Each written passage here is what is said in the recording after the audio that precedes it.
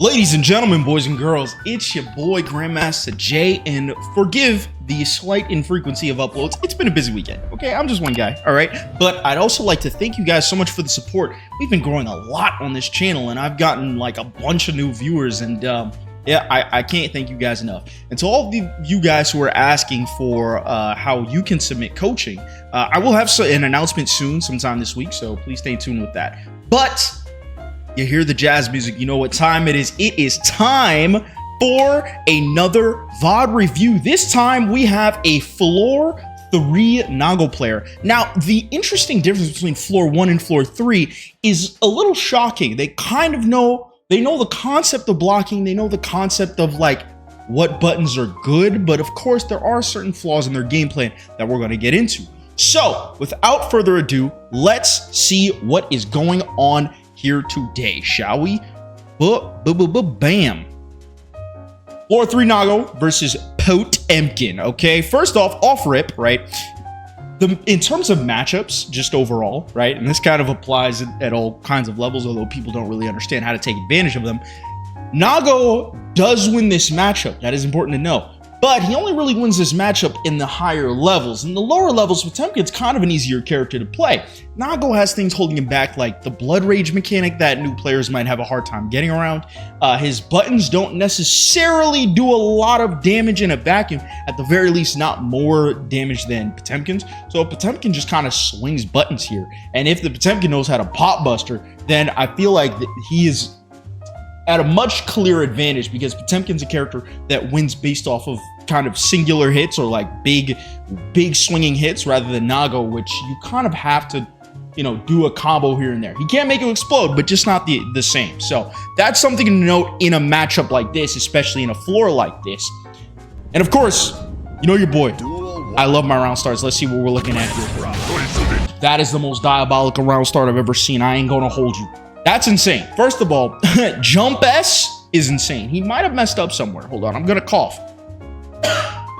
He might have messed up somewhere, but the Potemkin player doing round start dust is honestly not even that bad at these floors, because most of the time you don't really know what they're gonna be swinging, and if they overextend, but not with a button that kind of hits people, then yeah, this is insane, but it works. Hey, look, what can I say? It works. Short combo, all right, nothing too big. Now, the Nago player does not understand that after dust, you are minus. So he does start pressing his favorite button in the game, which is far slash. Now, he's very good. I mean, he's very good at knowing that that button is really good. Wakes up with 5S, insane. Now, here's the thing. At this floor, they know that they're supposed to block. They just don't know when they're supposed to block, as you'll see later. So here's what I will say. It is important at a floor like this to, it's hard to even say that they should block on wake up, because people don't really necessarily know how to meaty yet. If you don't know what a meaty is, I'll explain it later. But people don't really know what a meaty is yet. So waking up mashing is actually not a horrible thing to do, right? So this is okay. This is okay. Wakes up mash, goes into 2S. I would suggest for the Nago player to constantly mash far slash, because that's one of Nago's better buttons, and it just kind of auto combos. You don't really got to worry about combos, and it helps manage his blood a lot, even on block. So going into 2S here is fine. I mean, I wouldn't do it. Now, here's one thing that I've noticed. He shot a clone out, right? And the Nago player kind of uses the clone as a projectile, which is not bad, but he does not really Fukyo after it, and we're gonna see that more later. Gets hit. Now, this is a thing that I would kind of chastise him and saying, you kind of should have reacted to this. Maybe not. Anyways, gets hit. Mashes far slash on wake up. Mashes far slash again. Completely goes over the completely goes under Potemkin's move here. Throws another clone, right? And he kind of walks him down. So he doesn't really know how to use Fukyo, right? And Fukyo, as a Nago player, Fukyo is one of your most instrumental movement options in the entire game, right? Fukyo is actually like, well, I'm actually going to demonstrate it. Hold on. So Fukyo is just a super important tool in general, because of how far it drifts you forward. Like, I mean, that's basically almost full screen, and for somebody who's like mashing far slash, you could definitely get away with that. Like, if they're far, you could just be able to do this, whoopsie, you could just be able to do this into far slash and honestly just get refunded your meter. Because again, like, people on this floor don't really know how to punish that well. So even though his far slash is minus, it's probably not going to be punished that hard until you start reaching the higher floors. So him spamming far slash here is actually not a horrible idea. It's just that he does not really know how to Fukyo. So in moments like these where there's like space to cover, right? So he hits this one. If he Fukyo'd right here, he could have been able to keep mashing it, right? But he doesn't really know how to close gaps like these. And so that's kind of important to know. So the Potemkin does that. He blocks it. He runs the Fukyo Rekka, and he's just running it. That's what he does. It's just clone into Fukyo, or clone into far slash, clone into far slash. He even knows like kind of when to block. And now this is important, right? So the Potemkin player knows how to use his super. He knows how to use this super. And in the lower levels, I can imagine this super is very, very annoying to deal with. As you can see, the Nago player doesn't really know what to do. Now, he could jump over it, right? He could super jump over it, but he doesn't know that. So it does make it very difficult for him to deal with. He also doesn't really know about chip damage, or essentially that FD, faultless defense, does mitigate chip damage. So we are going to notice that he does get hit, or like when he runs into the shield, he doesn't really know what to do. You can super jump over it, and I don't think that Potemkins at this level are going to even be able to punish it, because there's kind of a mind game when Potemkin throws it out where he kind of like knows you can super jump over it, so he tries to catch. It's a whole thing, but for the most part, like at these levels, I don't think the Potemkin's going to be playing those kinds of mind games, so that can be very beneficial to him. But round starts, I would love to see him press 2S more. 2S into Beyblade. That's another thing. He knows how to do quarter circles, but he doesn't know how to Beyblade. Like at these levels, at any level, Beyblade is Nago's most important special move in the entire game, even more so than Clone, because it travels a very far distance. It's a low attack now for whatever gosh darn reason. It's only -2, so people aren't even going to be able to punish it for real. So like at these lower levels, like it's kind of plus. So and also like it's just super good. And if it hits counter hit, then you're able to get a combo off of it, a very easy combo, which is just far slash slash slash slash, right?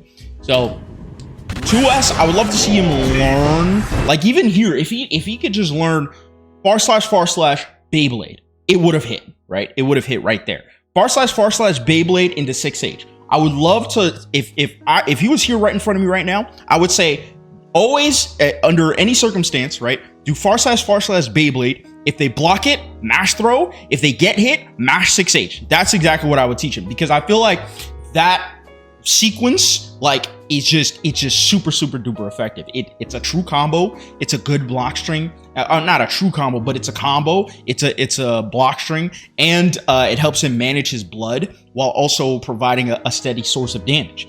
And because it's a low and because it's only -2, it's very abusable. He clearly knows how to use quarter circles. He just does not know when to use, or like what moves are essentially good, right? So like, see, you could see like whenever he sees his opponents far away, he tries to use clone. So he knows how to use quarter circles, but that's just the thing, right? Does also know to block on wake up, knows how to use that. And another thing too is that using far slash is very good. One thing I would teach him as well is to, after this far slash, you just want to Fukyo up, right? I would also say, hey man, just after far slash, try to Fukyo up. That'd be a good habit to build, especially for the future, because just going back here is that if I hit this far slash and I just mash it again, no matter, I don't even think the distance matters, right? If I hit this far slash and I mash it again, right? Like unless it's the very tip, the opponent's not really going to be able to wake up mash, right? So say I even hit it from this close, I just get that close slash and bam, right? And I would also teach him to do that after wall break. But yeah, at this level, I think that he would highly benefit from just starting to build the habit of using Fukyo here more.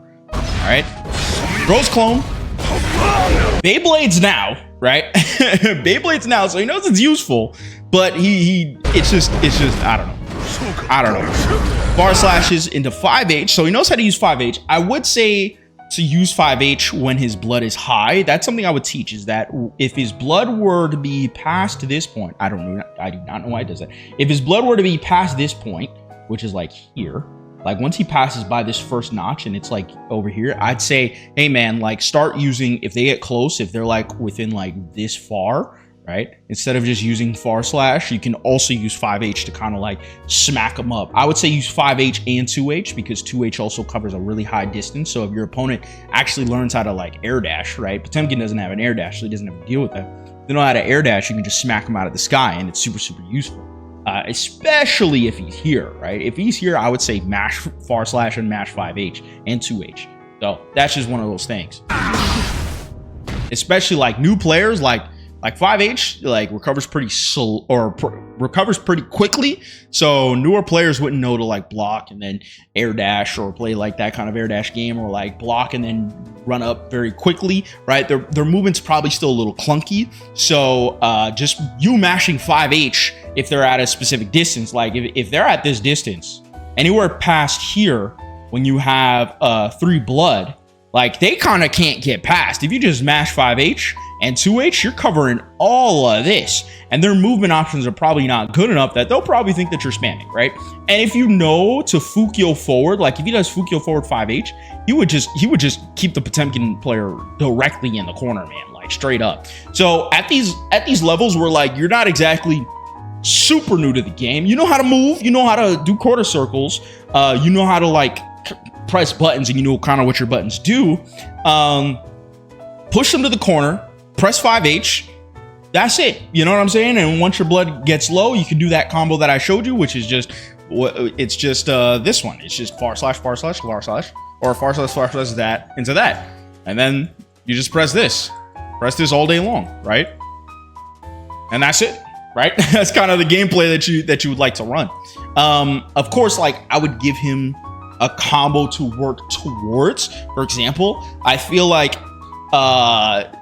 this is something to kind of work towards. Like it might be a little difficult for people to learn initially, right? You also have to do 2S. 5H doesn't really work here, but kind of expecting him to do this might be a bit too hard for now, right? But I would present that to him to say, hey man, this would be something that you kind of want to work up towards, but don't worry about it now. Just practice it. You know, maybe if you got a Steam Deck and you're on a train, you can practice that a bit. Anyway, so get smacked, right? Potemkin shoots out the thing. He gotta know you can super jump over this, right? Or I mean, at this distance, I don't think you can really hold it. Does try to interact with it. Does Beyblade to kind of interact with it. Pressing //, right? Another thing too, if he's got meter, I would say, hey man, if you got meter, learn how to RC at least once, right? Because he can do /////. He didn't even get punished for it.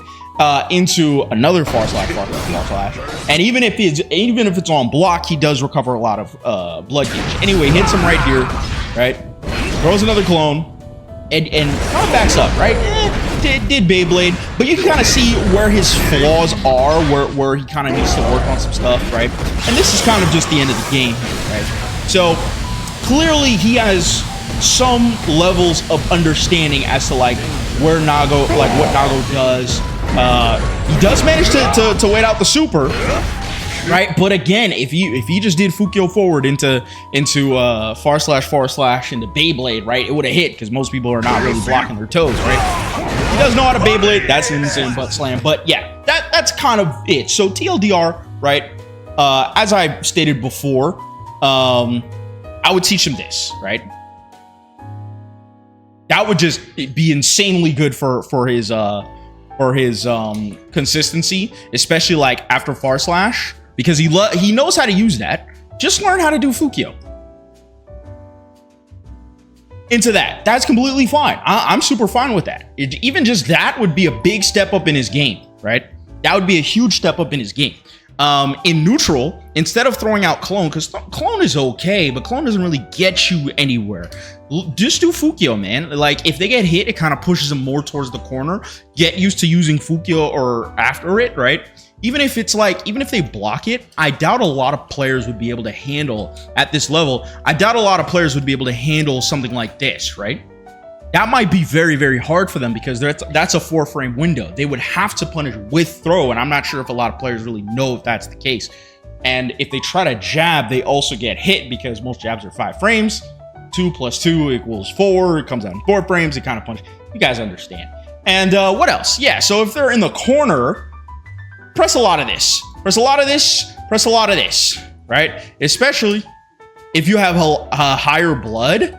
This just immediately becomes super, super good. I mean, like, how many people, if you have high blood, is really going to be able to handle this, right? Like, you recover super quick. It's not quick to you know, in general, but quick, relatively speaking. You could just do this all gosh darn day long. And if they get hit with it, they're taking a lot of damage. They're taking chunks of it, right? That's like 65 damage here, right there, right? You just keep doing that, right? Maybe I could teach them this, right? You know, use this to kind of readjust yourself, but that might be for the next floor. Maybe it's the next floor. But anyways, guys, that's it for your boy. I hope you learned something. I know I sure have. And as always, I'll catch you on the next one. Peace.